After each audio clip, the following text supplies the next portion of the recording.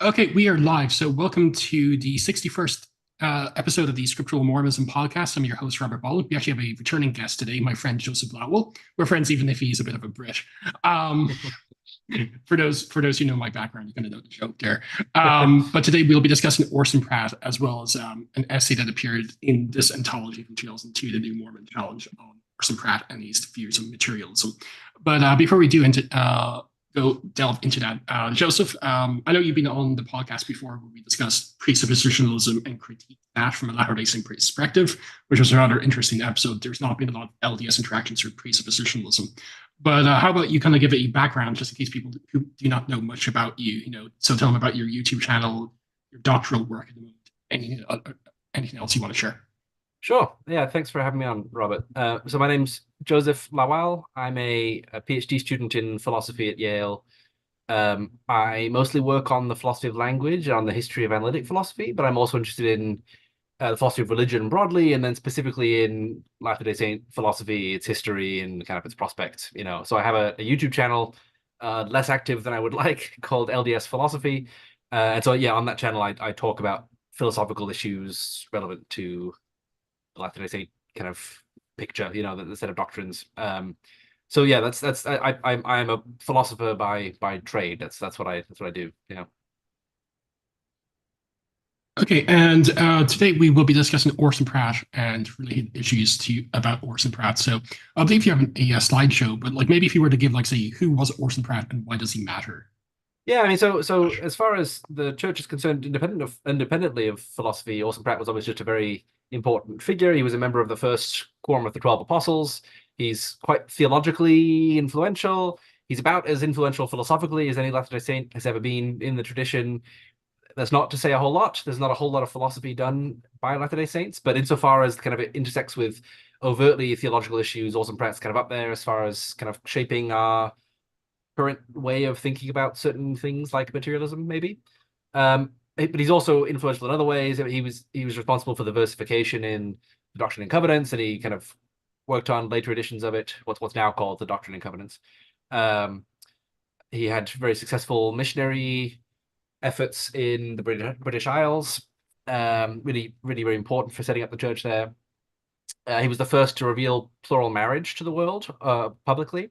He was also the first in the Salt Lake Valley of the kind of pioneers. So yeah, he's just a really interesting and cool figure. But we're focusing today on some of his philosophical work, which I personally find very interesting. So you actually have a slideshow, so I'll let you share your slides. Yeah. So this And is maybe ever so often, like if there's something I think some people might want clarification on, we can stop and discuss that. But yeah. yeah, and I'm happy to just kind of chat through this slideshow. So this is more or less the presentation I gave at the Mormon History Association last year. Can you see that there? Yes. Great. So yeah, so this is that presentation. But so this one is I mostly focused on kind of laying out what Pratt's materialism looks like, and then also kind of the philosophical influences he had. And the main contention that I had and have was and is that he really is best thought of as a British philosopher, even though he was obviously born in America and part of an American religion, as it's been called. But yeah, so his philosophical tradition, the tradition in which he's working, was the British one. And so I say Mormon philosophy here because he is early enough to be part of kind of all of the different branches of Mormonism as far as philosophical influence goes. I'm personally specifically interested in the Latter-day Saint tradition in philosophy, but yeah, he is the first Mormon or Latter-day Saint philosopher, Orson Pratt. Joseph Smith and Parley Pratt had interesting things to say on philosophical issues, but Orson Pratt was the first philosopher insofar as he had systematic ways of thinking about things, and he was part of a philosophical tradition. By the way, I have a video of something like this presentation on my YouTube channel as well. I'll probably say some things in that video that I'm not going to say today. So if anyone's interested in a little bit more about it, that'll be available as well. So to kind of outline just what I'm going to say here, I'm going to start with Pratt's epistemological underpinnings, the underpinnings of his materialism. So how he justifies his acceptance of a materialist philosophy, right? So in saying that there's only one kind of substance. And then I'll talk about what substance looks like for him and then move on to his view of agency. So basically how he thinks mind relates to matter. And I have a timeline here at the bottom because I think timelines are really helpful for seeing the way things progress. You have the scholastic or medieval period in philosophy, which ends. It's Descartes and Hobbes are really the ones that usher in what's called the early modern period in philosophy, which so that brought an end to the scholastic or medieval period in philosophy. So Descartes starts to be influential about 1650. So he's French. A little bit after that, you have Isaac Newton, who was, in addition to being a mathematician and a scientist, quite an important and very influential philosopher in England, perhaps the most influential English philosopher before the contemporary era in philosophy. Just after him, you had John Locke, also extremely influential. And then a little bit later, you had Thomas Reid and the Scottish School of Common Sense Philosophy. And so I just have these as a quick timeline here to show this is the period before Pratt's period in philosophy. The early modern period in philosophy ends with the death of Kant in about 1800. And Pratt was writing in the 1840s and 1850s primarily. So this is not his period in philosophy, but it's the period which most heavily influenced Pratt's thought. So these are kind of the major figures that you would want to understand if you wanted to understand Pratt's philosophical work. So, as I said, he's Mormonism's first philosopher. He was in the first quorum of 12 apostles. He had very successful missions to the British Isles. Born 1811, died 1881. And his most important philosophical writings were all written between 1845 and 1855, and he spent much of that time in England and Scotland. He has other things to say about philosophy in later like addresses, for instance, and there are some other works in this period that are fairly important, but these are the major ones if you wanted to get a big picture of Pratt's philosophical outlook. So it starts with Mormon Philosophy, published in New York in 1845, and I believe the rest were all published in England, except perhaps the Seer. I can't remember where that was published now, actually. But The Kingdom of God Part 1 is the first in a series of treatises about government, but he starts out by talking about kind of the nature of God, and that he gets into some overtly philosophical thoughts there. And that prompts a response by a British theologian, T.W.P. Taylor. So Taylor read The Kingdom of God Part 1 and the portions of the Doctrine and Covenants that talk about materialism. And he kind of wrote this scathing rebuke of Mormon philosophy, right? Assuming that Mormons were materialists in the way that many other materialists at the time were, and kind of imputing doctrines that Latter-day Saints didn't accept and don't accept. And so Pratt responds in Absurdities of Immaterialism in 1849, and then he has the Great First Cause in 1851 and the Seer, where he also talks about, this is a periodical where he talks about things like plural marriage, but he has some interesting philosophical things to say in that periodical as well. So the kind of three principles that I think are really helpful to understand early on in looking at Pratt's thought are these three that are on the slide here. The first is that something is possible if and only if it's conceivable. So something is possible if it could be the case, right? And so the natural distinction there is to draw between things that are possible and impossible, or perhaps contingent and necessary, right? So it's possible that I eat eggs for breakfast tomorrow. It's not possible that 2 + 2 = 5, right? And so roughly, Pratt thinks that if you can consistently think something, it's possible. So that's a way that you can know whether something is possible, is if you can consistently think it. That's roughly what conceivability means here. And linking conceivability and possibility is fairly popular in contemporary philosophy as well. It was revived in Saul Kripke's Naming a Necessity, and then people like David Chalmers defend it quite ardently. And it was also quite popular in the history of philosophy, but Pratt kind of accepts this principle more or less as a first truth. Secondly, he thinks that everything which exists in space, and that ends up being quite important to the Moreland essay that we'll look at later. And then lastly, Pratt thinks that bodies cannot affect one another at a distance. So this is in response to Newton's, what he took to be Newton's view of gravity, right? So Newton just mathematically described the motion of bodies, right? Two particles will move towards one another at a rate of 9.8 meters per second squared. And there's a question as to how that works exactly, right? So Pratt took Newton to be saying, it's controversial whether Newton actually thought this, that what's happening is that this particle is attracting this one at a distance. There's nothing in between them. Even in a vacuum, it could be pulling this one towards itself, and this one's doing the same thing, right? So they're both pulling them towards each other. Pratt thinks that doesn't make any sense. It's conceptually kind of absurd to think that things could affect everything except themselves. And again, this was a fairly popular principle in the history of philosophy in the early modern period and before. And so because he thinks it's absurd, that ends up being really important for establishing kind of his, what I'm going to call panpsychism, and then we'll get to that in a bit. But those are the three main Prattian principles, as I call them. So to begin with kind of establishing his materialism, the conceivability principle that I just laid out, and then also the kind of approach, the common sense approach to philosophy that was popularized by Thomas Reid and his students, are going to be really important for understanding Pratt's view. So the big names here are William Whewell and the Scottish common sense philosophers. So William Whewell was a scientist and philosopher in England about the same time as Pratt. As you can see, he's just a little bit older than Pratt. And in one of his works, in a book actually, he wrote, "Necessary truths are those of which we cannot distinctly conceive the contrary." And it looks like this is where Pratt kind of starts to explicitly think about the conceivability, what I call the conceivability criterion for possibility, right? This is the epigraph to his 1851 tract, Great First Cause. I think he was using something like a conceivability criterion before this point in his work, Pratt, but he's much more explicit about it after he quotes Whewell in Great First Cause. Interestingly, Whewell's claim to fame is that he's the man who coined the term scientist. That's kind of I think the biggest thing people might know about Whewell. Otherwise, it doesn't look like he had much of an influence on Pratt, but this point is really central to Pratt's thought. The other really important kind of historical point in philosophy to understand for understanding Pratt is the school of Scottish common sense. Just to quickly disambiguate, though, this is something that gets a mistake that gets made inside and outside of Mormon studies, but I've seen it several times in Mormon studies, is to conflate Scottish common sense with common sense realism. So the Scottish school of common sense was a school in Scotland emphasizing common sense principles. So they had kind of a cluster of views, this school of philosophers. But common sense realism, is a particular view held by many of these philosophers.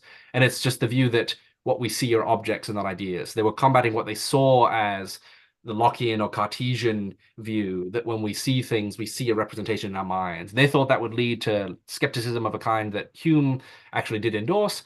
And so they endorse this realism. It's related to contemporary views in philosophy of perception, like naive realism. Yes, the realism is that we see objects. And so if you say something like early Mormon thinkers or Christianity in America was really influenced by common sense realism, you're not really saying the right thing exactly, because common sense realism is not the same thing as Scottish common sense. Scottish common sense realism was influential in kind of in fighting Jonathan Edwards' idealism in America, but the early Latter-day Saint philosophers said absolutely nothing about the philosophy of perception. So they were not common sense realists, but Pratt was heavily influenced by the spirit of the Scottish school of common sense, and I'll show you how that is in a moment. So the Scottish common sense philosophers, beginning with Thomas Reid, he had a student called Dougald Stewart, who was a popularizer of his ideas, and then Stewart had a student called Thomas Brown. And Pratt read Brown and responded to him extensively. It looks like he also read Stewart. As far as I can tell, he didn't read Reid himself, but Stewart, again, popularized much of Reid's thought, so he was definitely getting the kind of the heart of Scottish common sense philosophy. So kind of the core of their, important parts of their views, they opposed skepticism. They made appeals to self-evident or common sense truths in both metaphysics and in moral philosophy. And they were influential in a watered-down form in the US and more so in Britain. And it was in Britain that Pratt seems to have read them. So Thomas Reid thought that there are principles of common sense that we ought to use in philosophizing. So this is a quote here that's, I think, really helpful for contrasting Reid and the other Scottish common sense philosophers' view with Pratt's. So Reid says, "If there are certain principles, as I think there are, which the constitution of our nature leads us to believe, and which we're under a necessity to take for granted in the common concerns of life, without being able to give a reason for them, these are what we call the principles of common sense, and what is manifestly contrary to them is what we call absurd." So this kind of attitude is one that Pratt really liked. And in particular, I think he liked the notion that things that aren't common sense are absurd, that we can rule them out because they're absurd. That's going to come up when we talk about how he justified his materialism. But I think he would accept all of this, and he might even say that he accepts that we're under a necessity to take for granted in the common concerns of life the principles he thinks are common sense. But I think Reid was much more interested in that part of this. So when Reid said principles of common sense, he had in mind things like that there is an external world, or that the world didn't begin to exist 5 minutes ago. We have to assume these things even in just behaving in the world ordinarily, right? So these aren't just kind of overtly philosophical truths. Pratt was much happier to expand the common sense truths to be things that are kind of beyond the ordinary, things like there exists no immaterial substance. So he thinks that's common sense, but it's not exactly common sense in the way that Reid meant it, where Reid meant things that we have to assume when we act in the world. And that's so Pratt likes the spirit of this, but he expands it beyond just things that are for ordinary life to things that are purely philosophical. I think the main difference between Pratt's basic common sense approach and someone like Reid's or Dugald Stewart's. So that gives us enough of the epistemological background to explain what Pratt's views on substance were. And the big players here are Descartes, John Locke in England, and then John Abercrombie, who was one of the Scottish philosophers. So the Cartesian view of substance, Cartesian from the name Descartes, comes in response to the Aristotelian or scholastic distinction between form and matter. This is a little bit complicated, but we don't really need to get into it. Basically, there was the ancient Greek view, or Aristotle's in particular. It gets revived during the early modern period, so it's just a distinction between form and matter. Things have the stuff that makes them up, and then their form, which is a little bit more general than shape. And that's the kind of dualism they were interested in. So the soul is the form of the body, Aristotle thought. This gets revived in the medieval period. And then Descartes largely was responsible for overthrowing this view, and instead thinking of the world as being made up of substances and their modes. So a substance is something that can stand by itself. The easiest thing to contrast it with is a mode or a property, right? So shape can't exist without extension or solidity. So extension is just like taking up space. Solidity is taking it up and being impenetrable. You can't, or nothing else can occupy that space, or at least nothing else solid can occupy that space. And so you have extension on Descartes' view, right? That he has two substances, extended substance and thinking substance. So you have the substance, which is the extended stuff, and then you have the ways for the extension to be in the case of body, which is one of the two substances. You have like shape, for instance, right? So substances are things that can stand by themselves, not the like properties or modes. So for Descartes, technically that means only God is a substance, but he kind of thinks in a derivative sense. We have these two other types of substances, extended substance and thinking substance. Extended substance is body and thinking substance is mind. And the modes of thinking substance are things like remembering or doubting, those kinds of things. So Descartes introduces this conception of substance.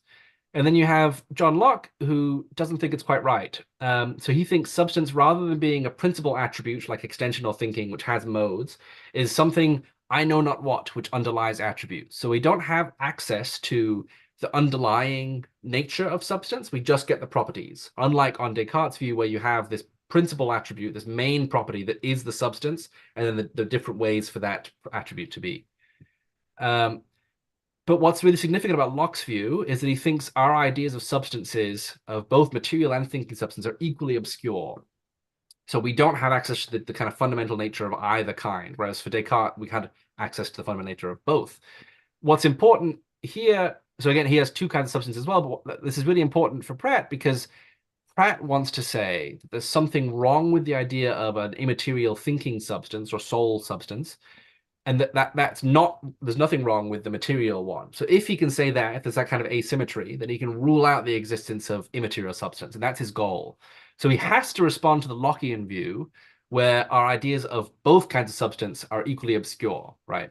He didn't actually read Locke, as far as I can tell, but he did read this guy, John Abercrombie, who makes this Lockean argument. So this originates with Locke. It's very influential. John Abercrombie makes it in one of his books called Inquiries Concerning the Intellectual Powers and the Investigation of Truth. And Pratt reads this, and he's going to need to respond to it because of the way that he wants to reject materialism. So this is what Abercrombie said. We talk indeed about matter and we talk about mind. We speculate concerning materiality and immateriality until we argue ourselves into a kind of belief that we really understand something of the subject. The truth is we understand nothing. Matter and mind are known to us by certain properties, but in regard to both, it's entirely out of the reach of our faculties to advance a single step beyond the facts which are before us. So that's the Lockean argument that I outlined on the previous slide. Orson Pratt, in order to respond to this, says the following. Solidity is universally supposed to be a property of atoms, but this is an error. Solidity is not a property, but only another name for the essence. A property must be a property of something, but solidity is not a property of anything. It's the essence itself, the thing that exists aside from all properties and powers. Solidity is associated with existence, and we cannot conceive of the one independently of the other.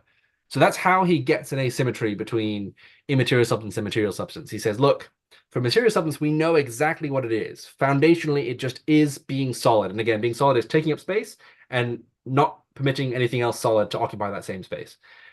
So he thinks we can't conceive again of any kind of existence or any kind of property without solidity being there first. And if that's right, and he's right that we can't conceive of thinking things going on without solidity, then if his conceivability criterion for possibility is right, then it's not possible to have something exist which isn't at its base solid, right, or extended. So it has to be at its base body.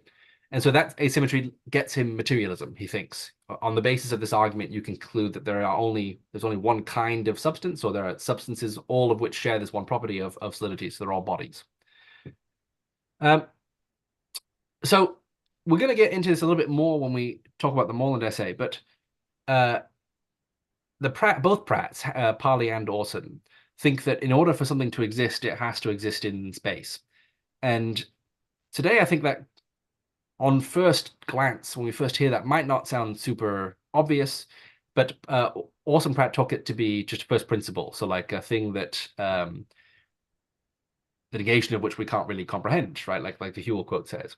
But that was a very, very popular principle in this period. So Henry Moore, for instance, criticized Descartes, thinking that Descartes thought that minds didn't have a location. It's a little bit more complicated than that. But he said, and this is a really striking similarity between these three quotes, I think. Henry Moore, Cambridge Platonist, wrote, "To take away all extension is to reduce a thing to only a mathematical point, which is nothing else but pure negation or non-entity." Orson Pratt says that which has no extension nor parts, no relation to space and duration, is called immateriality, which is the negative of all existence, or merely another name for nothing. And then Parley Pratt says immateriality is but another name for non-entity. It is the negative of all things and beings of all existence. So this view that Orson Pratt had, it was in decline by his day, actually, because of the influence of Descartes. People thought that mind didn't have a location. Actually, he had something like Henry Moore's view, that the mind is located wholly at each point in the body. And this was a very popular view in the history of philosophy. Oh, I don't have the quote, but there's a quote I will talk about in a bit by a guy called Robert Pasnow, to the effect that this just was the accepted view of the relationship between space and existence for a very long time in philosophy. All right, so to finish up this kind of first part, just kind of laying out Pratt's views. How do you get from the fact that there exists solid substance to there being minds, basically, right? And agency is a big part of this, but it's also things like consciousness. And the big people to understand here are Taylor, that English theologian whose tract prompted Pratt's response, and Isaac Newton. So Taylor criticizes what he calls Mormon materialism in his tract, and then Pratt responds in 1851. And Taylor basically assumes that Mormons are more or less ordinary contemporary materialists. And so he wants to lump Mormons in with people like Joseph Priestley and Erasmus Darwin. And so there are kind of, a set of views associated with materialism. Obviously, atheism was associated with materialism, even though, for instance, Joseph Priestley was not an atheist. He was accused of being an atheist because he was a materialist.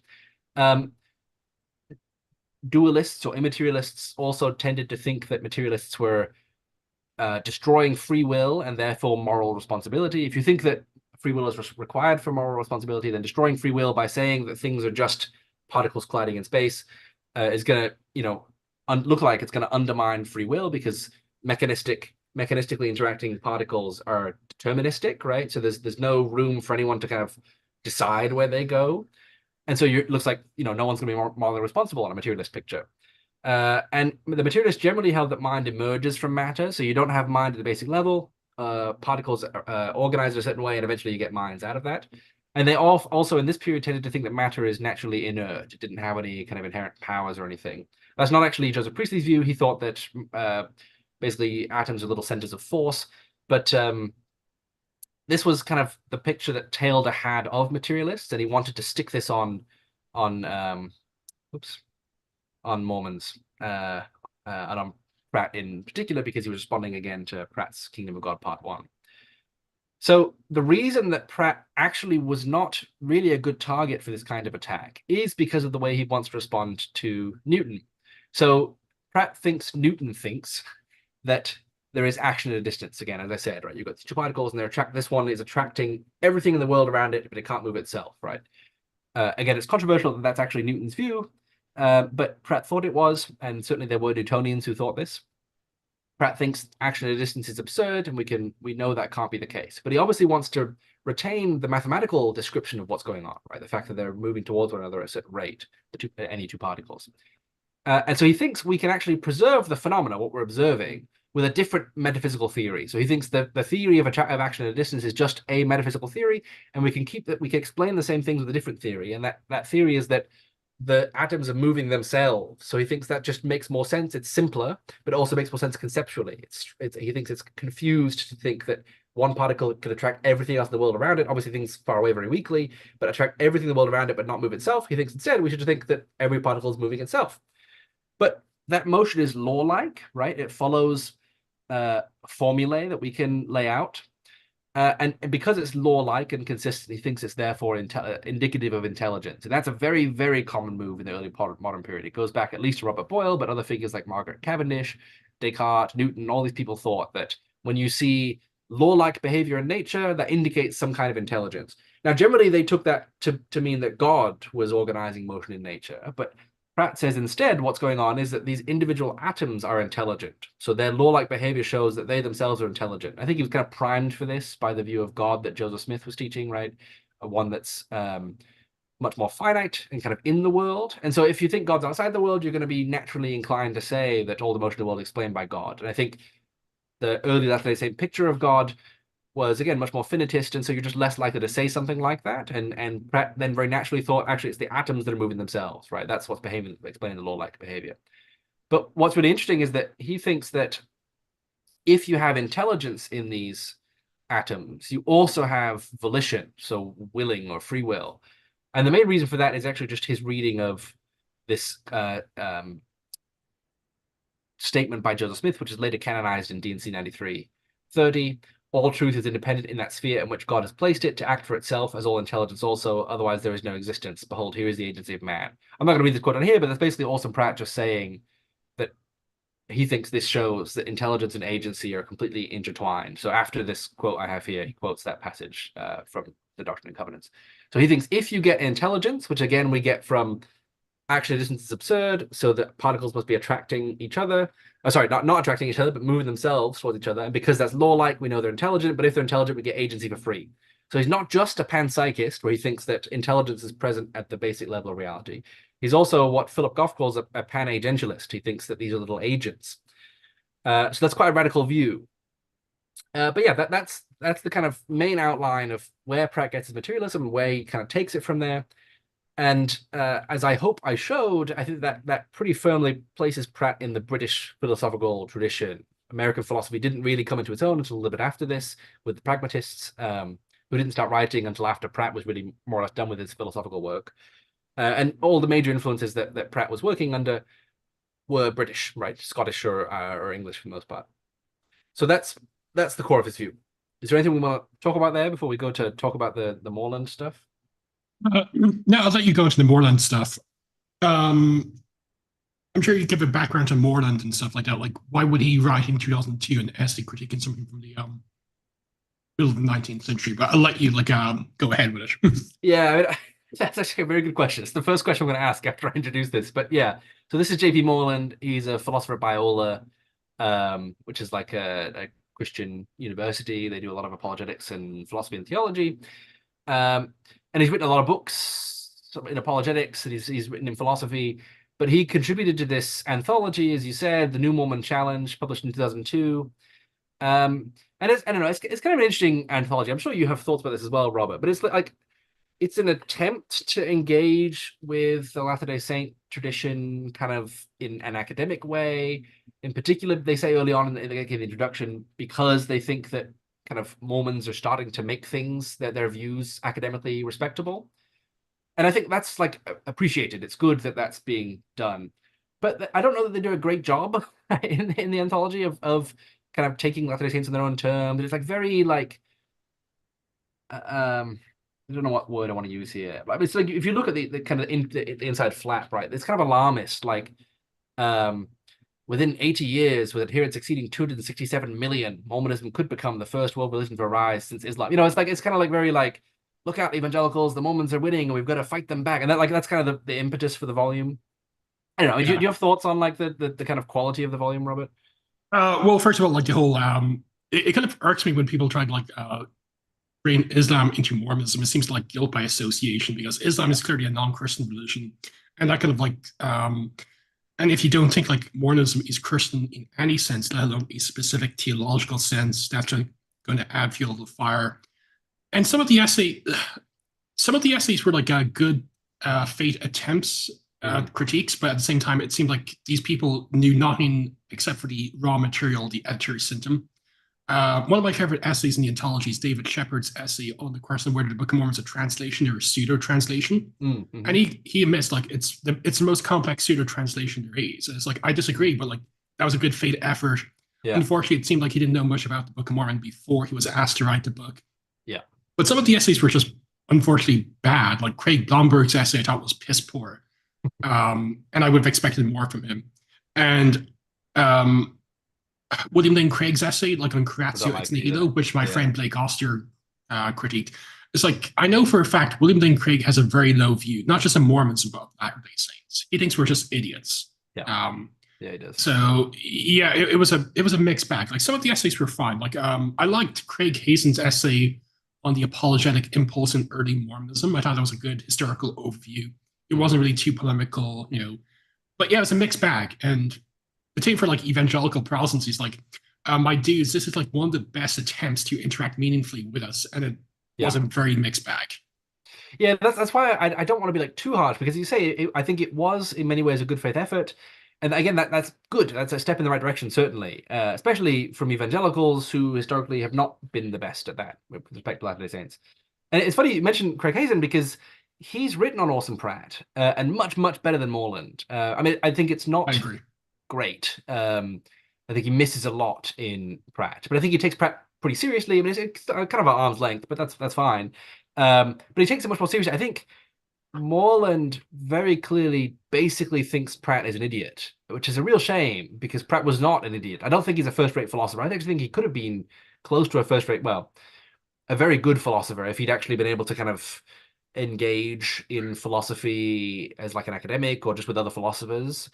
He was Orson Pratt was an autodidact, and he got very little contact with other philosophers, which again I think is a real shame because I actually think he's got some really insightful philosophy and it's a very interesting system, and I think it's really worth taking seriously. I think Moreland does not. I agree. It's like his book.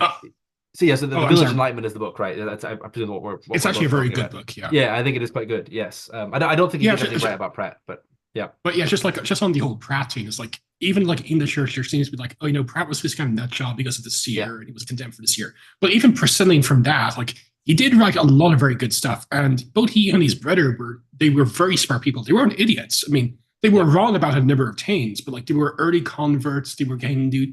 They had to like wrestle with these new ideas. And no, Pratt, both Orson and Purdy Pratt, like as you noted, like they did have like a very positive influence on like say Latter-day Saint philosophy and theology. And like it or not, like if it wasn't for Orson Pratt, most Latter-day Saints these days would be okay with Adam being God. So and in fact, in some of the things for which he was condemned by Brigham Young, he was quite vindicated. Orson Pratt thought that God doesn't learn new things. Brigham Young thought he does, and he condemned Pratt for teaching that God doesn't learn new things. And I would say the orthodox view amongst Latter-day Saints leaders and lay people today is that God doesn't learn new things, that God is omniscient. So I think you're right that Orson Pratt has a little bit of reputation insofar as someone who's not like super widely read or known has a reputation, but I think he has a reputation for just not being a great thinker. I say that he has been called the greatest thinker of the first 100 years of Mormonism, which I think is true. But yeah, I think I don't know. There's not a lot of people, frankly, who are equipped to evaluate Orson Pratt as a philosopher. We just haven't had a lot of trained philosophers in the church or people who have read Orson Pratt very closely.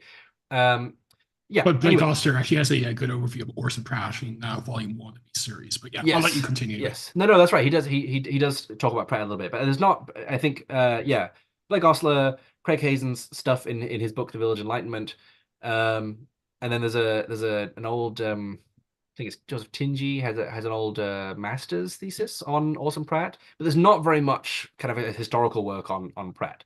And so in one way that leaves Moreland obviously in a bit of a bind. I take it what happened is he was asked to contribute to this volume and kind of say something philosophical, probably about the fact that we're materialists.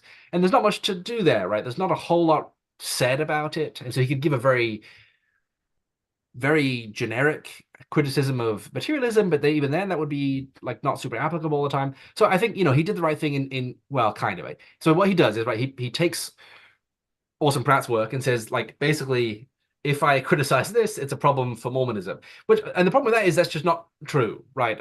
Orson Pratt was working with, well, actually, I think I have this on this first slide here. Yeah, so I call this an unproductive project because I think it's just not clear that this was a helpful thing to do at all. I mean, that's compounded by the fact that Moreland does it, if I can be frank, very badly. I think it's an extremely irresponsible essay as far as kind of history of philosophy is concerned.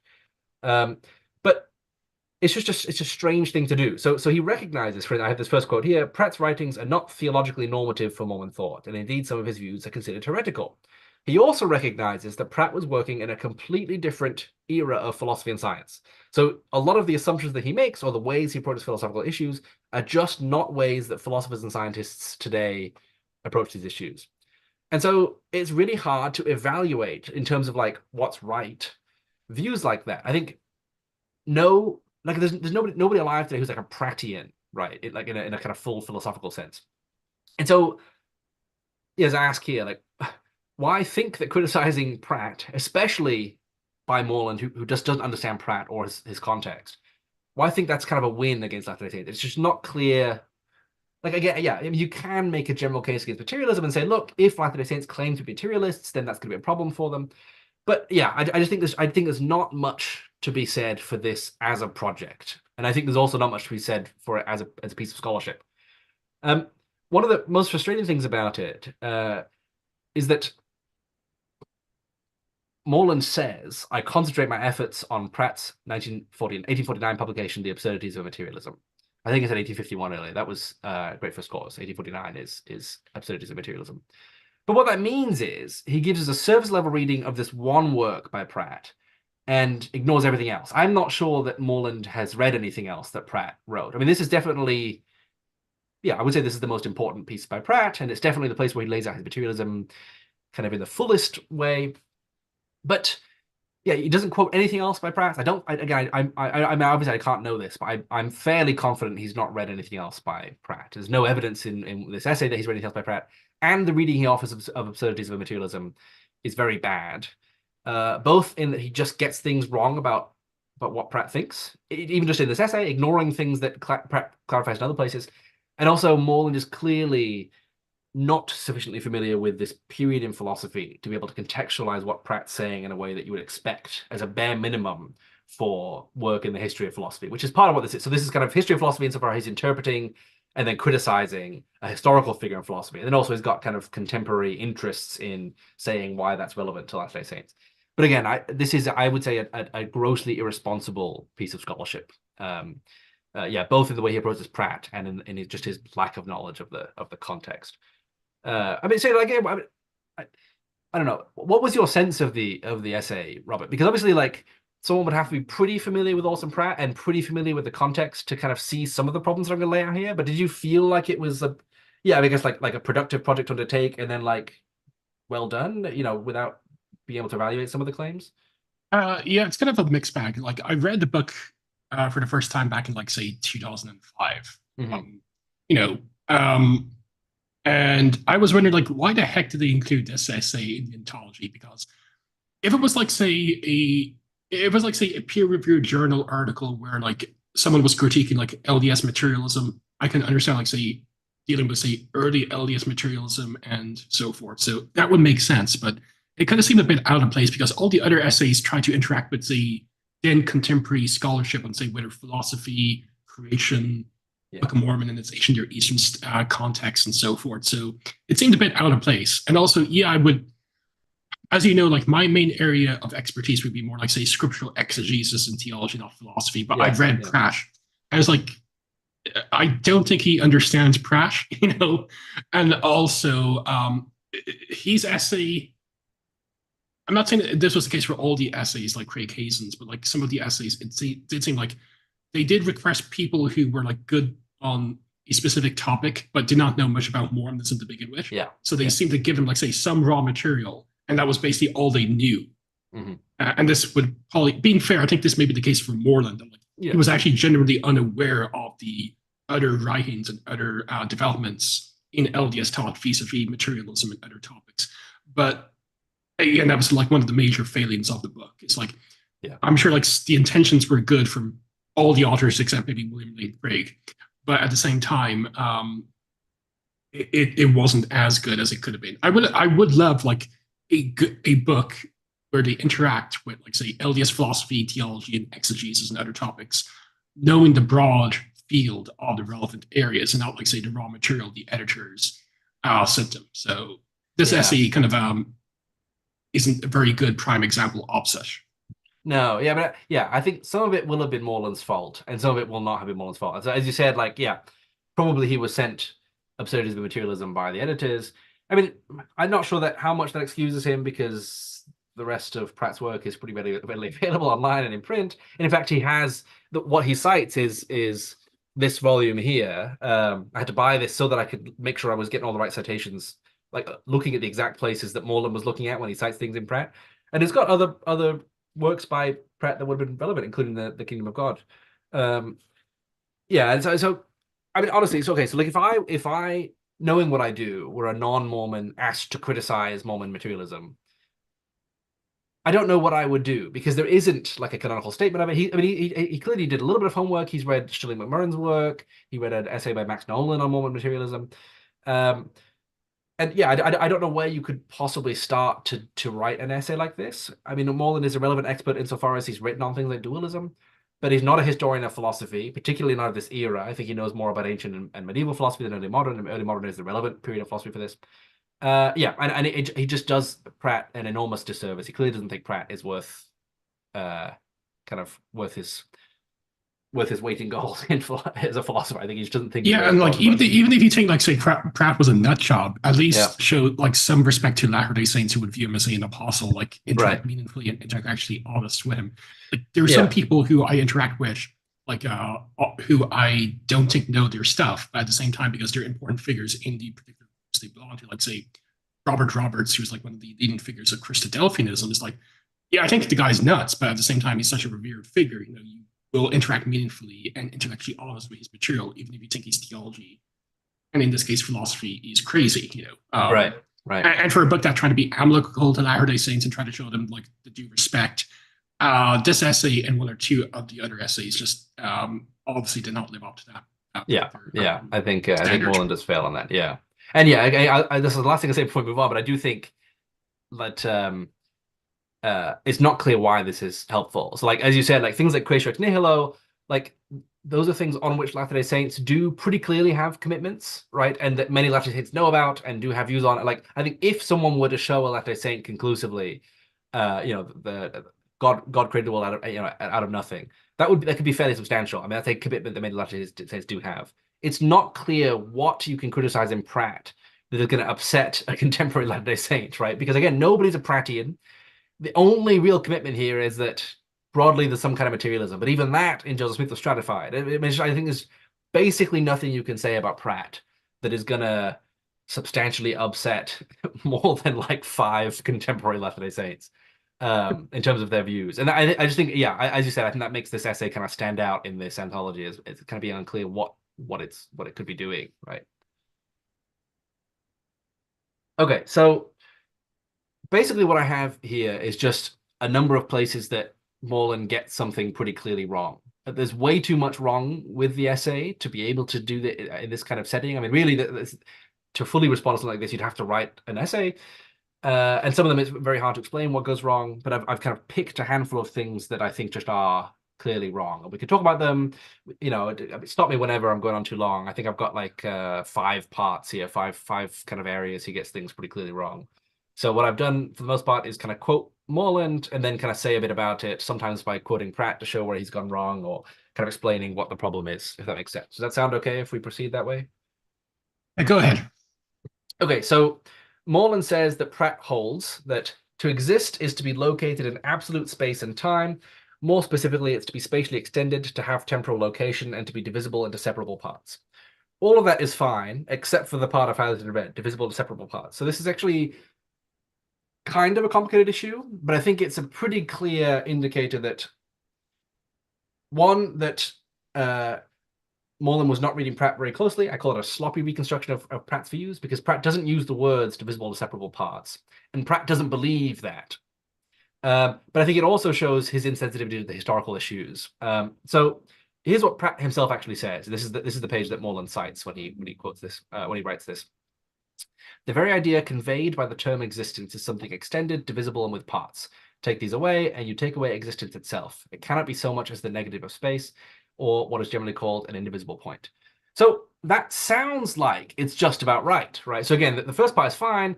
To exist is to be located in space and time, spatially extended, temporal location, and divisible to separable parts. Well, I mean, Pratt does say divisible, and he mentions the word parts, right? So like, what's the problem? Well, first of all, if someone's really interested in this topic, there's a really good book by, I've forgotten his first name, Thomas Holden? No, it's not Thomas Holden. I can't remember his first name. Holden has a book called The Architecture of Matter, and he goes into these issues relating to kind of parts and wholes, divisibility, personal identity in the early modern period. I think it's From Galileo to Kant is like the subtitle of the book. And so that's a good resource to understand some of what I'm about to say. So basically, Pratt does think there are atoms, right, which are indivisible bits of matter. So how do you square that with his saying that if something exists, it's extended and divisible and has parts? Well, there are different senses of divisible. This is actually one of the things that Holden really emphasizes in his book, is that when you say something is divisible, you can mean a number of different things. So one thing you can mean is that a person could divide it, right? So I can take a book, and it's not hard to imagine a circumstance in which I divide it up, right? I could tear pages out, I could saw it in half, right? I'm tearing them apart. If you think there are atoms, which are bits that can't be broken apart, then you think that when you break apart a macroscopic object like this, you're breaking it between atoms, right? You're not breaking an atom in half. But there's a question when you get to the level of atoms of whether you can divide them. So one motivation for thinking that everything is infinitely divisible is that it looks like space is. So in the early modern period, people increasingly came to see space as geometrized, so the geometrization of space is to say that space is made up of planes and lines and points, like a geometrical plane is, and a line has infinitely many points in even a finite segment, right? That's just true of Euclidean planes, say, or Euclidean space. And so if you think physical space works that way as well, then when you've got an object in that space, it looks like, I mean, you can identify infinitely many points within that. And so some people are going to then say, well, it looks like atoms are also infinitely divisible. And again, you can mean different things. You can mean a person could divide them. Once you get to the level of atoms, that seems unlikely, or certainly when you get a certain size. So maybe you could say God could divide them. You could also say they're already divided, right? They have separate, not just separable, but separate parts. The problem with views like that is that they tend to lead to paradoxes. So here's one. I think Hume says something like this, but others will have as well.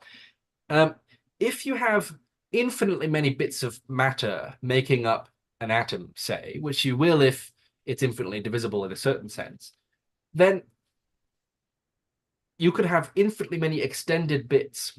But no matter how small, if there are infinitely many extended bits, they're going to take up all of space because it's infinite. And so if you have infinitely many parts in an atom, then all of space would have to be filled up just by the parts of that atom. But we see that space isn't filled up by the parts of just one atom, and so they can't be infinitely divisible. That's one kind of way you'd say that there's a sense in which things aren't infinitely divisible. So Pratt's view, as far as I can tell, is that there are atoms that we nor God cannot split. But they have parts in the sense that there's an identifiable top and a bottom. I mean, they are extended after all. So you can distinguish in the top and the bottom and the sides. So you can divide it kind of conceptually. Maybe it has potential parts in some sense of potential. I mean, if you say we can't split it or God can't split it, that sounds like it might be ruling out potential parts. But certainly he thinks, and he's clear about this, there's a top and a bottom and a side, that kind of thing. And what he contrasts matter with in this passage is indivisible points, like mathematical points, and those do not have a top and a bottom or anything like that. So they are indivisible in, mathematical points are indivisible in a much stronger sense than you're going to say about atoms regardless. And so this is going to be a theme in the next couple of mistakes that Moreland makes. But you can't just go from Pratt saying matter is divisible to saying it's divisible into separable parts. You can't make that move because you might be equivocating on what Pratt means by divisible. And in fact, I think that is what's happening. I think Moreland ends up unintentionally equivocating. It becomes clear why this is a problem later, actually, because this isn't, I mean, so again, one, he's not reading Pratt very closely, and I'm going to show that in later slides. But he's also, again, not understanding the early modern period if he thinks you can make that move that quickly. So again, if someone's interested in this topic, Holden's book is really, really good on this. But it's a very complex issue in the early modern period. And Pratt was more sensitive to this issue than I think Moreland gives him credit for. So we have a closely related point here. So this is after Moreland kind of criticizes some of Pratt's philosophy more generally. He ends one section by saying, I cannot resist one more point. This is in some ways the most frustrating part of Moreland's essay. Pratt's discussion of existence includes an affirmation of an inconsistent triad, 3 propositions that cannot all be true. 1, everything that exists is material. 2, matter is divisible. And 3, there are ultimate indivisible particles of matter. And by the way, we saw on the previous page where Pratt did in fact endorse 2, matter is divisible. And in fact, he has a set of definitions in Absurdities of Immaterialism where he says that as well. He says matter is divisible. Taken together, propositions 1 and 2 imply that everything that exists is material and divisible. And 3 implies that there is something that exists, there is something that exists. Sorry, that is material. I must have copied that down wrong. And is not divisible, right? So it looks like we have a strict contradiction where 2 of these imply that everything is material and divisible. And one of them says something is not divisible, but it's still material. And then he goes on to say the most reasonable move for Pratt, and indeed the view most consistent with his general view of reality, is to deny 3. As we will see below, however, this means that the self qua material object is divisible, and there are reasons to think this is not so. So what's going on here, as I think I kind of suggested the last page, is that you can equivocate on divisible. Pratt does endorse 1, 2, and 3. He does not mean divisible and indivisible in the same way in 2 and 3. Matter is always divisible. Big things like this are divisible in that we can break them apart in a straightforward sense. Atoms are divisible in the sense that they have a top and a bottom, identifiable parts in some sense, but not parts in the sense of like subsections that are separable. And so what goes wrong here, not only again is Moreland insensitive to the kind of historical matters, he's just very quick to dismiss what Pratt says. Pratt says over and over again, there are indivisible bits of matter. There are atoms. He quotes Newton saying as such, and he criticizes Taylor for just kind of glossing over Newton's view, which, Newton was taken really seriously. He said, oh, maybe Taylor's one of the people who think you can have infinite divisibility. And so what you do normally when you reconstruct a philosopher's views in the history of philosophy, it's a standard practice, is you take a charitable approach. Again, this isn't just like me saying this. So what you do is you try to reconstruct the view in a way that's as plausible as possible. Often that means that you're avoiding outright contradictions, or the most kind of things come out true, or there's kind of obviously a limit to that. But yeah, so 2 things go on here. One, Moreland thinks that Pratt has just missed this glaring contradiction. This is not a hard contradiction to see. Pratt explicitly says matter is divisible, and other places he explicitly says there are indivisible points. Pratt, if you read him, it should be clear he's not stupid enough to have just completely missed that obvious error. The second mistake that Moreland makes is to completely misunderstand how Pratt would respond to this if he were faced with this trilemma. So he says the most reasonable move is for Pratt to deny 3, which says that there are ultimate indivisible particles of matter. So he thinks Pratt should just say there is no minimum size, things can keep being divided. Of course, that's the view that leads to contradictions, at least in the way that Moreland's going to suggest giving up 3. And it's also just not what Pratt would say. In the sense that Moreland's using divisibility here, he would give up 2. He would say matter isn't always divisible. There are smaller parts that aren't divisible. And so I think what's happened is Moreland says, well, look, you should give up 3. Oh, but wait, that's a really easy thing for me to criticize, because if you give up 3, then we have this argument that I'm going to give later that really destroys your view. So it just feels kind of self-serving at the end of already having blatantly misread Pratt and misunderstood the way that this issue gets discussed in the early modern period. So I just found this extremely frustrating and kind of mean-spirited. And this is, I think, one of the places where you can really see that Moreland just does not take Pratt seriously as a thinker. He thinks that he could just, in the same essay within pages, make one of the most obvious mistakes you could make with respect to this issue. It's just clear that Pratt doesn't if you've read it. I can't lay it out clearly enough here to be able to, I think, prove that Pratt doesn't make this mistake. But I think if you read Pratt, even more than just superficially, it's very, very clear that he's not going to make this mistake. Okay, is that all clear? Is there anything else that I should say about that to kind of clarify what's going on here? Does it seem No, like no. I think that's fine so far. Just about the Holden book, it's by Thomas Holden, and Thomas, yeah. although her backs are pretty expensive, I just came across a decently priced paperback on Amazon. So Good. It seems like an interesting book. So yeah, it's really good. It's a really interesting issue, and it's very, very relevant to Pratt. I do think this is an area which Pratt runs into trouble, but I don't think in the kind of obvious and simple way that Moreland suggests. But yeah, it's a tricky issue, and in some ways it's a very old-fashioned debate. It's not one that really gets had in the same way anymore. Okay, third misreading.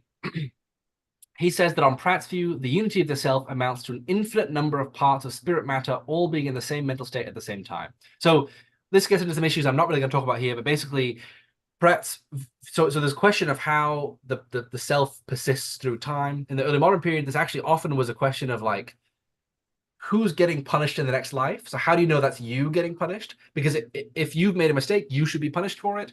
But if God like makes you cease to exist and then recreates you in heaven, is that the same person? Is it just for him to punish you? So those kinds of questions are really important to the modern philosophers. And so kind of one view was that if you have the same immaterial soul, that you're the same person through time, right? Locke famously had a kind of psychological view of continuity. If you have continuity in something like memory through time, then you count as the same person, and so you can be punished for things you've done in the past, for instance. Obviously, Pratt can't appeal to the simple same substance view of personal identity that someone like Moreland will, if you just want to say that it's just having the same soul, because he doesn't believe in any material substance, right? It does. Moreland also, or Taylor wanted to say that he also can't appeal to a kind of physical same substance view, because our body, the constitution of our body changes over time, right? So I probably don't have any of the same atoms. I think almost certainly don't have any of the same atoms that I had when I was born as an infant, for instance, and I won't have the same atoms I have now when I'm 80 years old. And so what, on what grounds do we say that I'm the same person? And so Pratt's answer is that we have this spirit body that doesn't change its constitution over time, and that's what constitutes the self. And so Moreland is describing that view, and he says that it amounts to having an infinite number of parts of spirit matter, all being in the same mental state at the same time. I take it that he thinks there's an infinite number of parts because of what we've been talking about previously, where he thinks that everything's infinitely divisible. But that's not Pratt's view.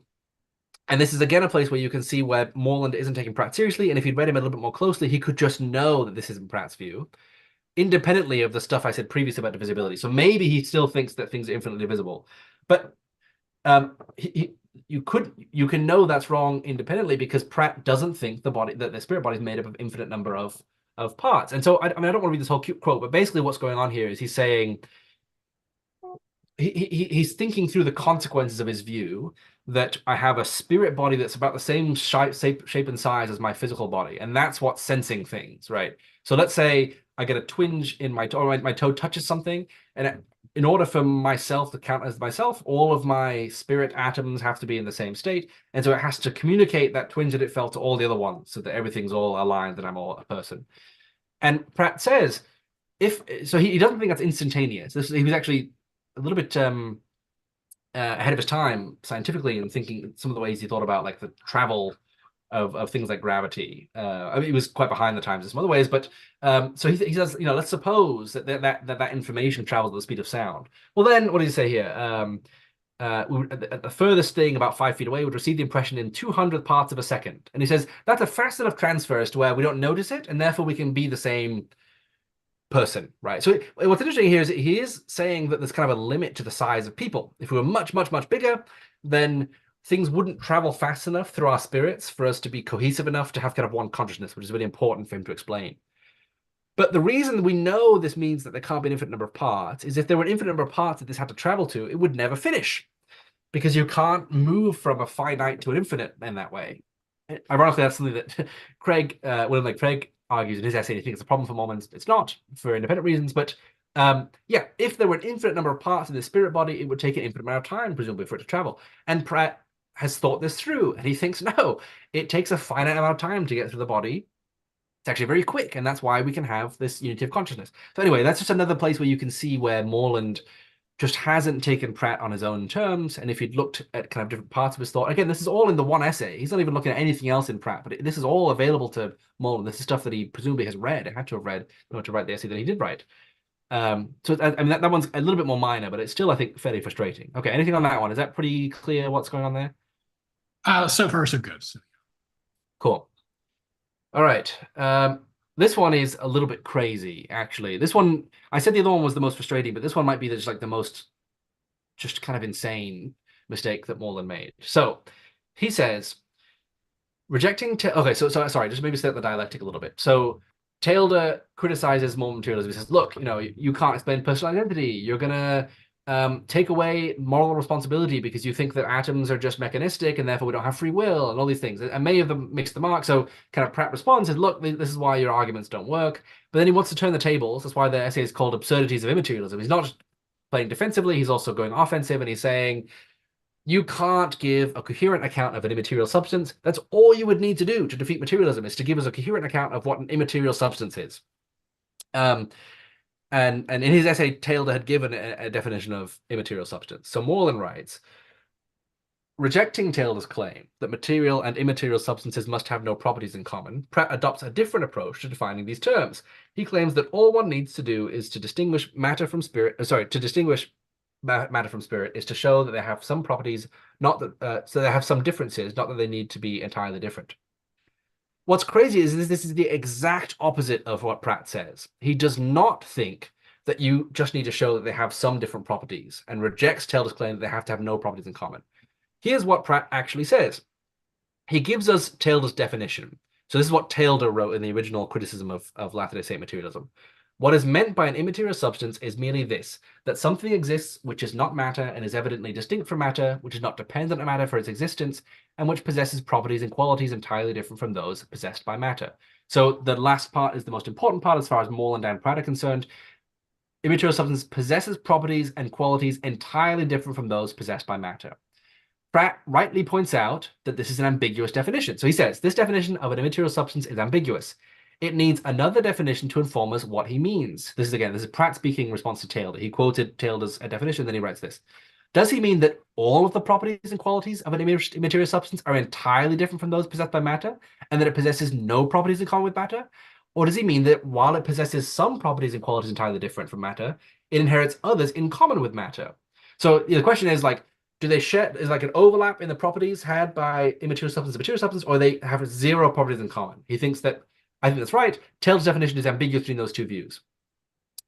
And then Pratt says, if the latter be his meaning, we see no reason for calling any substance immaterial.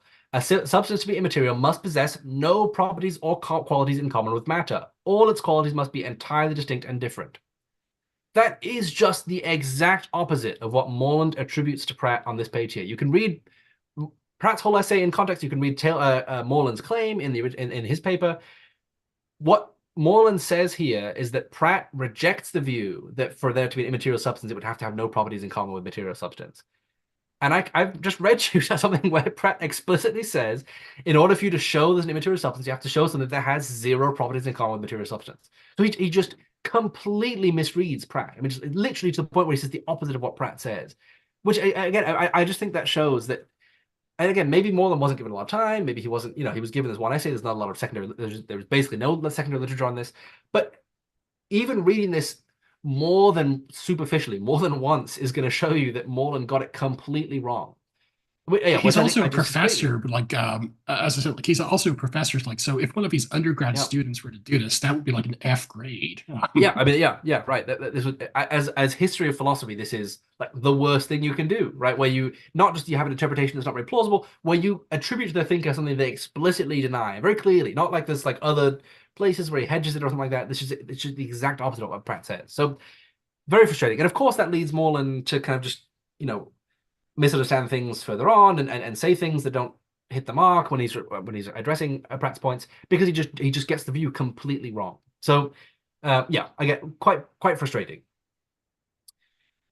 Okay, this is kind of related. So Moreland thinks that when Pratt says that for something to exist, it must be in space, he's providing something like a definition of existence. So he defines existence as like being in space and in time, that kind of thing. I don't think that's what Pratt is doing. I don't think he's furnishing a definition. And that's something that I think would take a little bit more work to kind of show. I think if you read Pratt closely, I think that becomes pretty clear. But the problem is it leads Moreland to say things like, plainly put, Pratt's theory of existence is question begging and inadequate. So he thinks Pratt is assuming, so question begging is, giving a circular argument. If you say God exists, if God exists, then God exists, conclusion God exists, right? So if one of your premises is the conclusion of your argument, then you beg the question, right? It's still a valid argument, but it's not a helpful one dialectically, because if you're assuming the thing you want to convince someone of in your argument, then it's never going to be a dialectically convincing argument. So Moreland is accusing Pratt of kind of just defining materialism as matter as the only thing that can exist, and then saying, well, nothing else can exist because look, matter's the only thing that can exist. And if that were what Pratt is doing, of course it would be extremely unconvincing and not very good philosophy. But this is another example of Moreland's failure to read Pratt on his own terms and of his ignorance of the relevant history of philosophy. And I'm going to show that, I think, pretty clearly. So Pratt's principle that something, if it is to exist, has to exist in space. Again, it's not a definition of existence, but I think Pratt thinks it is a necessary condition for something to exist. So other materialists accepted this principle that for something to exist has to exist in space. So for instance, here's Thomas Hobbes in his book Leviathan. That which is not body is no part of the universe, and because the universe is all, that which is no part of it is nothing, and consequently nowhere. Nor does it follow from hence that spirits are nothing, for they have dimensions and are therefore really bodies. Moreland can, of course, here say, well, look, that's another materialist, and he's just begging the question too. Why do I care if materialists accept this principle? Well, it's not just materialists who accept this principle. Isaac Newton, who was not a materialist, he was a dualist of a kind, accepts this principle as well. No being exists or can exist which is not related to space in some way. God is everywhere, created minds are somewhere, and bodies in the space that it occupies. And whatever is neither everything nor anywhere does not exist. That's a clear example of a non-materialist philosopher accepting this principle that Pratt accepts.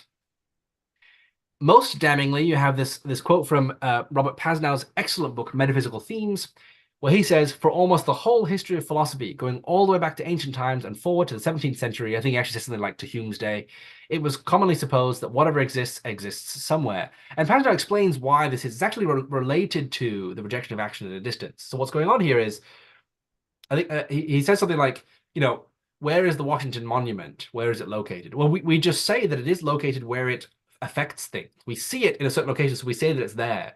So action at a distance, you can think is like two physical things. But you also might think if minds aren't anywhere, that's a kind of action at a distance if minds affects bodies, or if God isn't anywhere and he affects the world.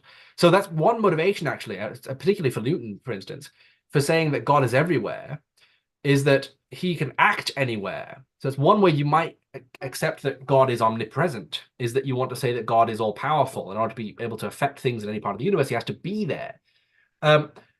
So yeah, this is a really common view in the history of philosophy, that for something to exist, it has to exist somewhere. Now, this does not vindicate Pratt all the way, because not everyone who thinks things exist somewhere also thinks that the things that exist somewhere are solid, right? So Newton doesn't think that. So I think probably the strongest, clearest example of this view that is not materialist is what's called the Holland-Marist position. I think the term goes back to Henry Moore, who I mentioned earlier, right? So I had that slide where I had Parley Pratt, Orson Pratt, and Henry Moore all accepting this principle. So what Moore was arguing against was actually Descartes' view. He interpreted Descartes as saying that minds don't have a location. And Moore says, he calls it nullabilism, and he says that's crazy. So what's going on is bodies are spatially extended, they spread out over space, but they're impenetrable. He uses the word indiscernible. But minds are present everywhere in the body wholly, right? So at each point in my body, my mind is wholly present. So it's not divisible or separable in the same way that someone like Moore is going to say bodies are, because it's wholly present at each point. But it is spatially located. In fact, it's extended in Moore. And Aquinas has a view like this. I mean, this is a very popular view in the history of philosophy. As I said, Newton has this view. And in fact, Descartes has something like this view. He's not a super clear counterexample to this. There's quite a good paper by Jasper Reed called The Spatial Presence of Spirits Amongst the Cartesians, where he goes into this, how Descartes was pretty much a Holland-Marist. I mean, possibly Descartes thinks when the body dies and the mind goes somewhere else, maybe it doesn't have a location then. But certainly when minds are in bodies or combined with bodies and the mind-body union, then they have spatial location. So yeah, like Moreland is saying Pratt is just begging the question by accepting this principle. And certainly Pratt takes the principle further than some because he thinks that spatial presence entails solidity. But it's not begging the question, it's endorsing what was an extraordinarily popular first truth, basically. So if someone says to you, I think that it could be true that I'm Joseph and I'm not Joseph in the same sense. So that's a textbook logical contradiction, A and not A, right? The law of non-contradiction says you can't have that. That's a basic bit of logic.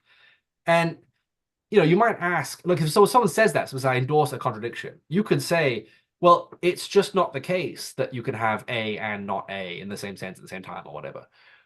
And so I think Moreland would find it absurd if the advocate of the contradiction says, well, you're begging the question by accepting that principle. I take it Moreland would be happy to say some truths are either so obvious or their negations are unthinkable or whatever. So, yeah, we can't conceive of their negations. So that we can just accept them without being able to explain them at a more basic level. This is very widely thought in philosophy. And it was popular in Pratt's day and before to think this was one of those kinds of principles. But of course, if you think it's just a first truth, you're not begging the question by ruling out alternative. Yeah, Pratt has independent reasons for thinking solidity is the essence of extended things anyway. So there is just no sense in which he's begging the question. I mean, he also has his conceivability criterion, and he thinks you can't conceive of a material substance. Moreland is welcome to think that Pratt is completely wrong here, that you can conceive of immaterial substance. He actually talks about that a little bit in the essay, although he gets Pratt's view wrong on that again. He thinks it's about imagination, not conceivability. But my point in bringing out some of the history here is just to show that it's not begging the question to think that this is a first truth or a common sense principle or whatever. That's not a helpful way to describe the situation. I think it's just another example of Moreland just not taking Pratt sufficiently seriously and not knowing the history well enough. Because I think if you know things like the Pascal quote, or you know that almost everybody thought something like this principle was true, then it becomes much harder to say that Pratt's just begging the question against the dualist. Because of course, most dualists accepted it before Pratt's day. Again, this principle was kind of on the decline by Pratt's day because Cartesians, although not Descartes himself, kind of took Descartes to be saying that minds didn't have locations because bodies are the extended things and they have nothing in common with minds more or less, and minds therefore aren't extended. Yeah. Anyway, maybe I'm belaboring this point, but again, it's kind of frustrating because I think if Moreland were better equipped to be dealing with this, then he wouldn't be making the kinds of mistakes that make this essay, I think, more or less worthless as a contribution to kind of Pratt scholarship or whatever you want to call it.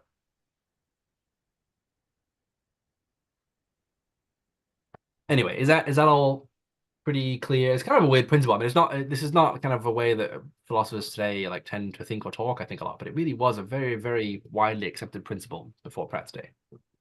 Yeah, you made it pretty clear because like a lot of this will be pretty new to Latter-day Saints, especially those who have not studied Pratt and or the 19th century debates. So maybe just like all 5 or 6 of us, but yeah. But no, it's pretty clear. So okay, yeah. That one's another kind of crazy one. Okay, I think this is my last slide. Yeah. So this is just a couple of miscellaneous things that are kind of not as big of a deal, but so he uses kind of I say loaded terms here. That's not really quite what I mean. I basically mean kind of philosophically laden terms that can mean fairly particular things in philosophy that Pratt himself doesn't use.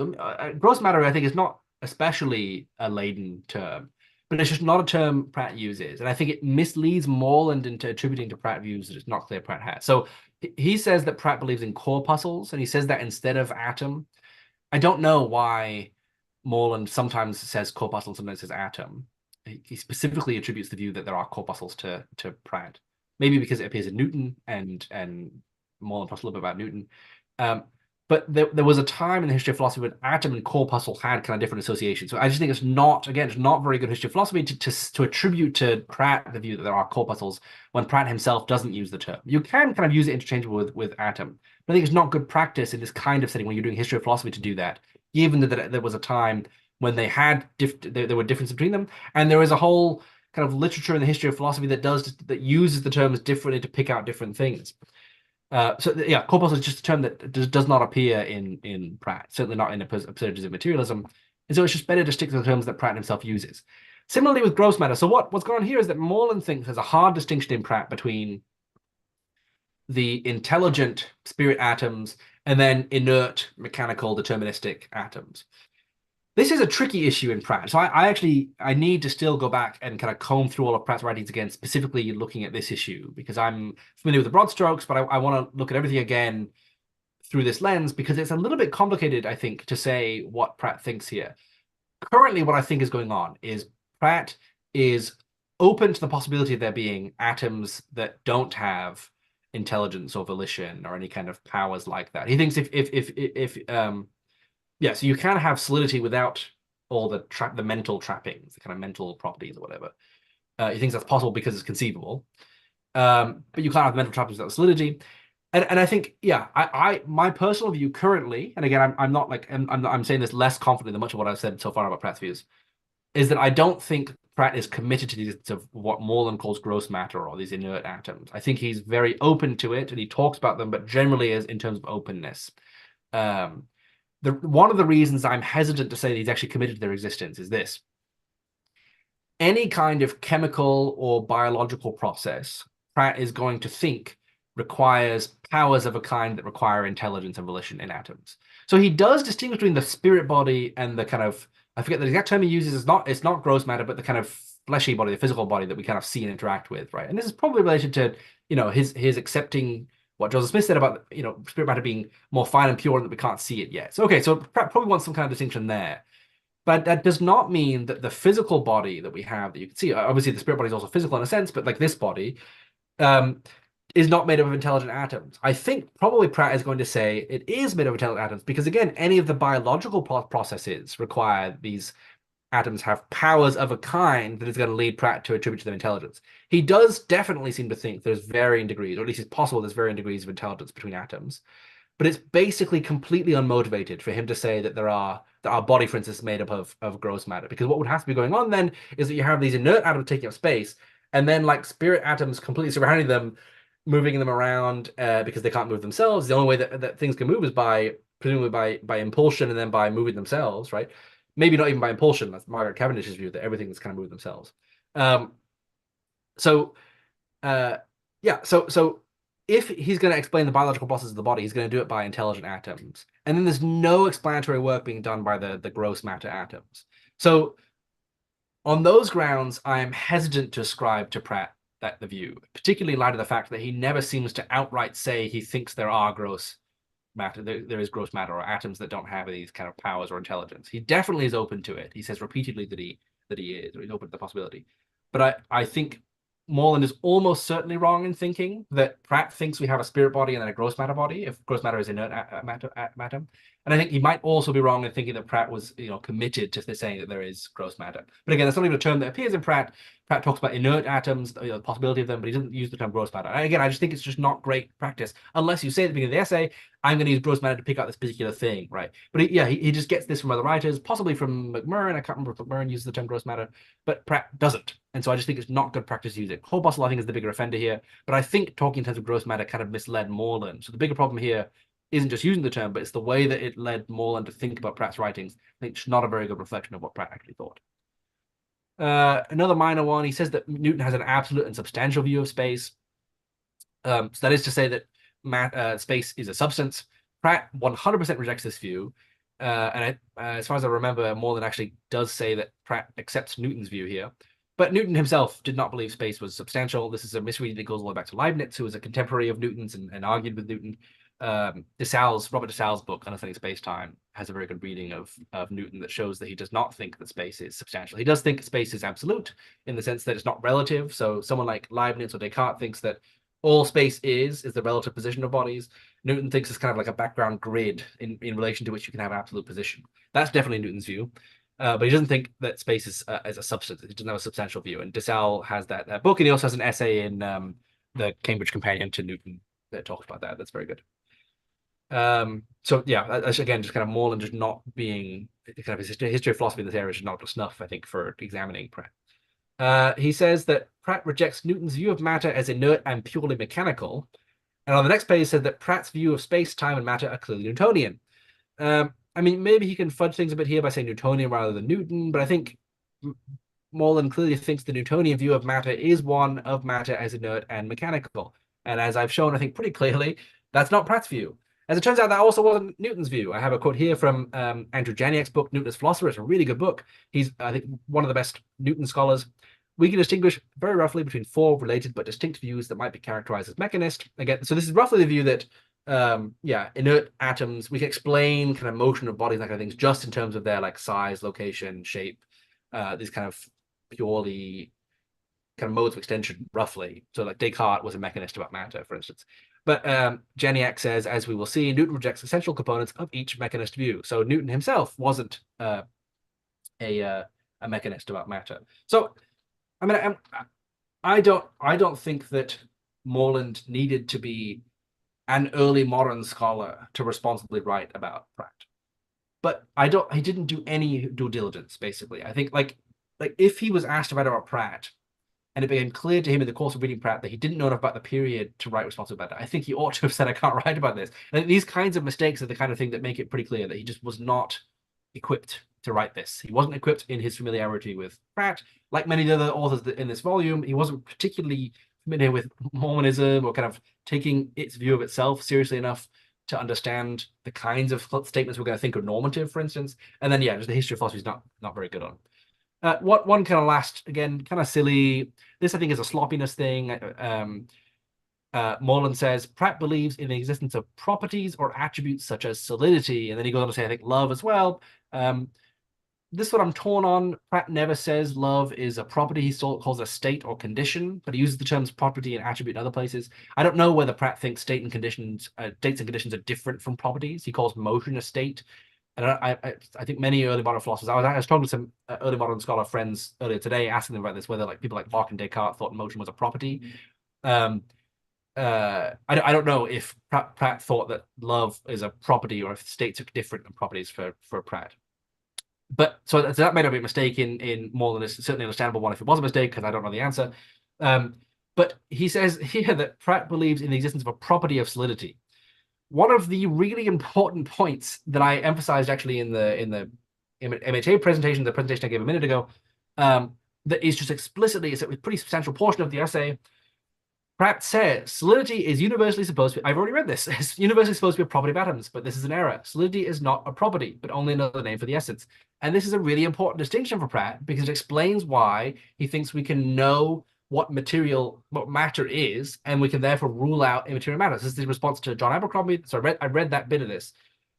And again, like, I don't think you could definitely reconstruct Pratt's view and use the term property to describe solidity in the way that people describe Descartes' view, which is pretty close to Pratt's, that you have a kind of principal attribute that is the essence.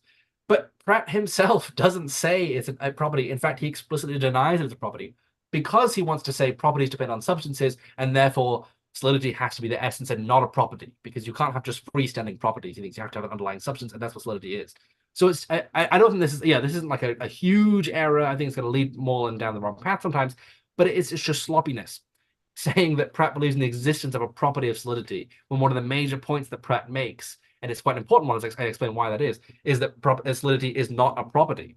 So again, this is it's just sloppy history of philosophy. At the end of the day, that's what this essay is. And so, it's frustrating. I don't have like a nice neat ending to this or a big picture thing, but I hope that I've shown ways in which Moreland's essay is a frustrating work for anyone who wants to take Pratt seriously. And it's not one that I think people ought to be really worried about if they're like kind of interested in Pratt, and that think that this might show that Pratt's just like a really bad philosopher or something. Well, that was pretty informative. I mean, I'm only aware like one other sustained interaction with the Moreland essay, and that's by Kevin Winters. Yeah, and I was like, I think he was like an undergrad at BYU when he wrote it or something, right? Because I know he mentions having worked with Blake Osler on it or something. Yeah, and it was written like years ago, perhaps like not too long after the 2002 release date of the book. Mm-hmm. Kind of shows like not to like depreciate what you did, like that was very informative. Like, it hasn't like exactly like been fade shattering or stuff like that for those who've actually read. No, right, yeah. Because I'm sure like even like evangelicals who read the book is like, why is this here? Yeah. I certainly don't think I'm like, this is like some enormous defense of anything. Like I don't think the project was all that meaningful in the first place. But like as a philosopher and someone who really likes history of philosophy, I just think it was just a very frustrating piece. I mean, maybe it's kind of pointless for me to respond to it because of that, but like, philosophers or academics produce academic works that are only going to be of interest to other academics. I do think it's worthwhile responding to this piece and showing how it's just not a good piece on Pratt. Yeah, and just like with the credentials of Moreland, because I've read some of his books, it's like on paper you would expect him to do a very good job. Yeah, I mean, He's he's a written about legit dualism, the philosopher. Yeah, that's soul, right. and stuff like Yeah, that. he's He's not published an in good idiot. philosophy journals. No, he's not. Yeah, He's not an idiot. Yeah. no, he's not like some hack who has like a fake PhD like Sir No, yeah, James exactly. Yeah, okay, Wash. that's a good thing to emphasize. Yeah, he's not like some like fake PhD or like an online person who wrote this. He has, I think he was at like USC for his PhD, which is a good program. And yeah, Biola's fine for philosophy, and he's written legit philosophy and he's published in good philosophical journals. I mean, like, so like, I don't know, people know if they're outside academia, like something like this, an anthology. So there's kind of roughly three kinds of things you can publish. You can publish a book, you can publish a paper in a peer-reviewed journal, and you can publish, in like a collection. And for getting a job, papers published in collections are not worth a whole lot. Really, I mean, in America, like papers in journals is really all you care about. Monographs even aren't that helpful. But monographs get very extensively peer reviewed, and things published in journals get very extensively peer reviewed.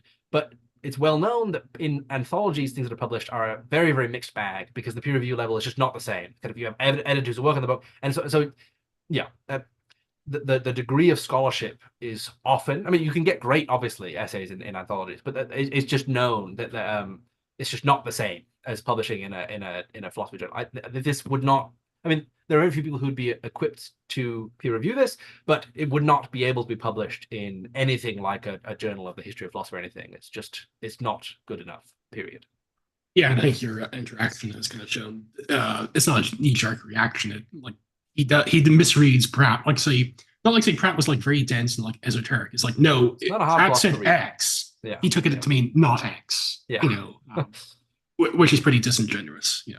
It's tough. Yeah, it's tough. I mean, yeah, I don't know the extent of it. Like, I think probably the end of the day, the problem was like Moreland was not super carefully reading it. He didn't take it very seriously. And this is like a really minor thing for him, probably, right? It's not like a peer-reviewed article in a journal. So I don't know how much it was bad faith and how much it was just kind of sloppiness on Moreland's part, but I think it's very clear he makes some bad areas that really kind of impugn the worth of the paper. Yeah, sure. But maybe before we kind of end things, like if someone were like wanted to like learn about Orson Pratt himself and where he's writing, because he's a pretty important figure, even if yeah. Because like he passed away like in 1881. So like some of his stuff's dated, but like he's still an important figure. Certainly. Any biographies, any theses, any articles, or any collection of his works that you would say would be a very good place to start off with. Yeah, so I mean, Breck England's biography, The Life and Thought of Orson Pratt, is like the only big thing that exists. So like we said, that there is the kind of a third of Craig Hazen's book, The Village Enlightenment, is about Orson Pratt, and that's pretty good for getting a view of his philosophy. I think Hazen does get a fair bit wrong, but it's like takes it seriously and it's responsibly done. But Breck England has like his life and then also some of the philosophy. England's not a philosopher, but he does quite a good job of just kind of neutrally laying out some of what Pratt thought and trying to put it in some context. There is nothing currently that like goes to the level of depth that you would expect for kind of a history of philosophy. Some of it's kind of intellectual history, but there's nothing like kind of history of philosophy-esque for Pratt yet. I'm working on hopefully publishing some of that at some point. As you said, there is also Blake Ostler in the first chapter of his book talks about it a bit. I can't remember if it's there or in response to Moreland that. Oh, actually, no. I think it was the Kevin Winters thing you mentioned. That Kevin Winters in that response to Moreland says something like, Blake Ostler like pointed out to me that Pratt was open to emergentism about the mind, and that's actually I think a misreading of Mormon philosophy where he raises the possibility and then shoots it down. So Blake Ostler isn't setting out to be like an Orson Pratt scholar, but I do think that he gets things wrong as well. And I did mention that the Joseph Tingey or Tingey, I'm not sure. It's from like the 50s master's thesis. I think it's from BYU. I could send that to anyone who wants that. That's pretty good. He's trained in philosophy in a way that and kind of focused on this in a way that other people about Pratt haven't been. And it's pretty good. It's kind of dated, and I think again he gets something wrong about Pratt. That's kind of the main stuff there is to read about Pratt. There's other papers that kind of talk about parts of his thought and that kind of thing, but I think almost all of it or all of it is intellectual history, which you might distinguish from history of philosophy. And so I think as far as like reconstructions of his philosophical thought, there really is not very much yet. But yeah, for his life and that kind of thing, there's a fair bit written. I even just focused on kind of philosophical stuff. Breck England's is broader, but there's a lot written about like just historically about Orson Pratt. In fact, another good one actually is the stuff on Orson Pratt and Brigham Young. Who's that? That's the guy from you probably know it, Signature. Something in the 12. There's a book and then there's a very long Oh, paper. conflict in the Conflict core. in the Quorum. Yeah, so that's another book that I think fairly neutral, just kind of vomits a lot of the historical stuff, which is it's really helpful historical Yeah, it's information by about the conflict. Gary James Bridger. Yeah, thank you. Yes, yeah. Yeah, and for those who are wondering, like we actually have like say even better transcriptions of the debates on the BH Roberts website. Oh yeah, so. good. Yeah. But there's a lot there. Mainly dealing with the the Adam conflict God between them. stuff. So. Yeah, right. So yeah, the conflict between Brigham Young and Orson Pratt was very important. In fact, like Stephen Smoot and a few others have told me I should write research on Adam God. So we'll see about that. Yeah, nice. Yeah, I mean that's one of the ways in which Orson Pratt was extremely important. So that's great. Yeah. So I mean, I would say that's the place to start. I've got some more sources if people are really interested in some other stuff. And there's obviously I didn't mention everything that Orson Pratt wrote that's interesting and worth reading if you're interested in his philosophy, but those are the main ones. There are like 4 or 5 that I listed. Well, that's perfect. And before we end things, like, what's the best if people wanted to contact you and like ask questions or like reach out to you? What would be the best place or places to go? Yeah, so I have my YouTube channel. I think I have an email address on there. I don't remember which one it is. I have a Twitter as well. People message me on there sometimes with questions. I'm happy to answer those there. I think a lot of people who are kind of interested in this stuff already are friends with me on Facebook and they can message me. But also, yeah, I like I said, I think I have an email address on my YouTube channel if people are interested in reaching out to ask questions. I'm always happy to talk about this stuff, or if people have thoughts on this. I like talking about this stuff. So yeah, please do feel free to reach out.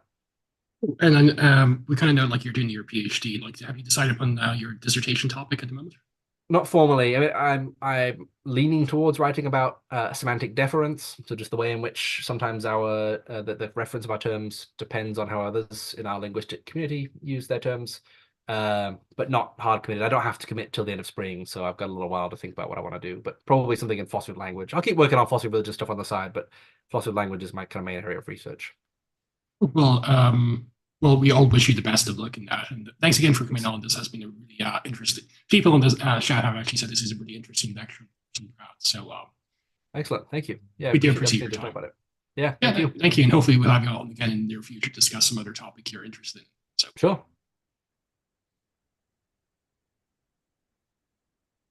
Okay, well, that's the end of that. But like, yeah, that was really informative.